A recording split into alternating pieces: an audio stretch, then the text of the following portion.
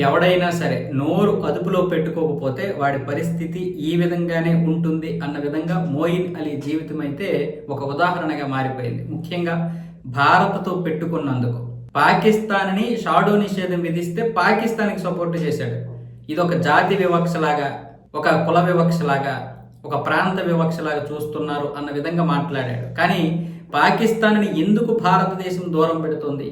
ఎందుకంటే ఉగ్రవాద దేశం అని. దాన్ని ఎవడు గుర్తించడేంటి? ఈ మొయిన్ అలీ కూడా వాళ్ళ ఇదే కాబట్టి వాళ్ళతోటి సమానంగా ఎగురుతున్నాడు.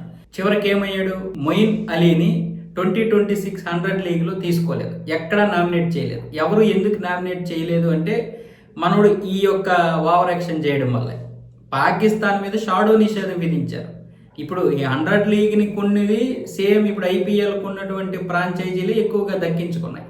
అందువల్ల పాకిస్తాన్ మీద షాడో నిషేధం విధించారు. అంటే అనధికారికంగా నిషేధం ఉంటుంది అన్నమాట. అధికారికంగా ఉండదు కానీ అనధికారికంగా ఉంటుంది. దీన్ని తెలుసు, ఆ విషయం మొయిన్ అలీకి తెలుసు. దీని మీద ఓవర్ యాక్షన్ చేశాడు. చివరికి ఈరోజు ఎక్కడా కూడా కనీసం నామినేట్ అవ్వలేకపోయాడు. ఎవరు కూడా వేలంలో తీసుకోలేదు. పైగా మనోడికి ఎక్కువ నోటు దోలతో పాటు నిలకడలేమి ఎక్కువ. అస్సలు నిలకడగా ఉన్నాడు. ఒకసారి అటు అంటాడు, ఒకసారి ఇటు అంటాడు, ఒకసారి నేను రిటైర్మెంట్ అంటాడు, మళ్ళీ వస్తాడు. సో ఇలాంటి కారణాల వల్ల కూడా పైగా ఇప్పుడు 39 సంవత్సరాలు వచ్చాయి, నోటికి మాత్రం కంట్రోల్ లేదు. అందుకనే ఇప్పుడు వేలంలో ఎవరు కూడా తీసుకోలేదు.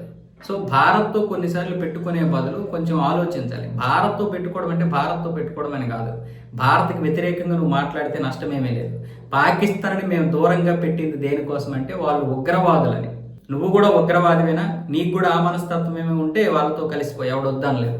నువ్వు ఇంగ్లాండ్లో ఉండి ఒక మంచి పేరు సంపాదించుకొని మళ్ళీ ఇప్పుడు అదే ఇంగ్లాండ్ కూడా నిన్ను తిడుతుంది, అదే ఇంగ్లాండ్ కూడా నిన్ను పక్కన పోమంటుంది. అంటే ఏంటి? నీ యొక్క పద్ధతి ఎవరికీ నచ్చడం లేదు, నీ సొంత దేశస్తులకే నచ్చడం లేదు.